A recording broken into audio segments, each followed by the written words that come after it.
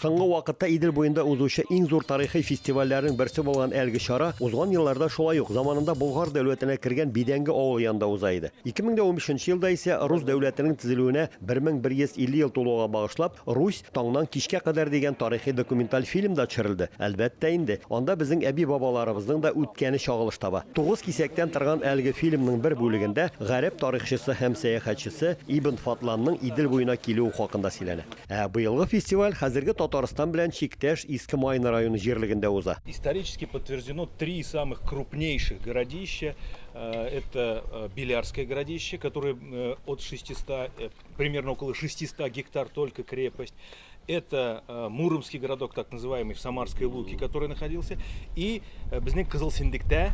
Это Красно-Сюндюковское, так оно в источниках Академии наук СССР и находится. Это 3 крупнейших города Волжской Болгарии, поэтому примерно как раз центр находился здесь. Монда катнашучыларның киемнәре, эш һәм сугыш кораллары, гомумән һәр нәрсә дә тарихи дөреслеккә туры килер итеп эшләнгән. Киемнәр генә түгел, сугыш һәм көнкүреш кораллары, йорт җир җиһазлары да шул заман рухын бирә. Ил тарихында шәхес кенә түгел, нәсел, гаилә язмышы да аерым бер урын алып тора бит. Мы вот восстанавливаем корни, мы хотим вот чтобы каждый вот человек почувствовал, как формировались мы, как вот мы организовывались. Я знаю свое поколение, свой род до 1400 года. То есть 9 там, ну сколько там?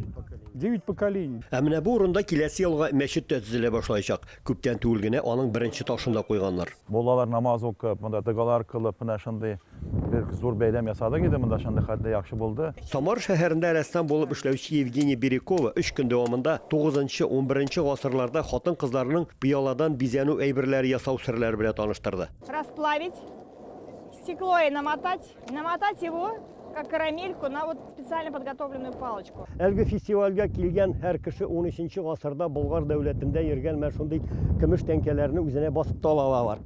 С одной стороны, здесь на этом дирхеме изображение, надпись на арабский «Хан справедливый Тахта». Это монетка конца 13 века, я ее уже не выдумывал, изготавливаю именно по музейному образцу. Идел елгасының гаҗәеп тә матур урында узган фестивальне күрергә килгән өлкә губернаторы Сергей Морозов моннан берничә гасыр элек шушы урыннарны биләп торган бөек Болгар дәүләте тарихын өйрәнергә генә түгел, аны күрсәтә дә белергә кирәк дип ассызыклады. Есть чем гордиться, есть что рассказать, есть что показать. Раз так, то просто грех не воспользоваться. Ни кызганыч, мәгълүм сәбәпләр аркасында 3 көн барган халыкара фестивальне якыннан торып бик азар гына карый алды. Бу безнең бит инде Болгар җиренә бәйләнешле булган, җирләрне дәлилли торган урын икән әйтәсе килә. Киләчәктә монда галимнәр дә шушында килеп, эзләнеп карап, үзләренең фикерләрен дә әйтерләр. Балаларыбыз кайтты, Курильский островадан кайтты, Алматадан кайттылар. Бөтенебез бергә килдек, семьяларыбыз белән, ныкларыбыз белән. Шаккатып басып торам, нәрсә өчен?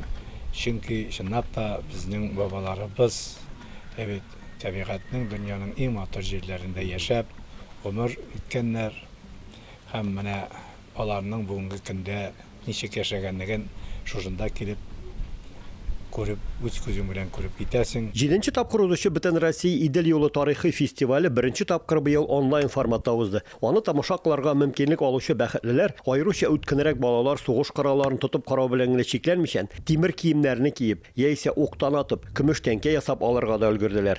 Ульян өлкәсеннән Рамис Сафин, Татарлар.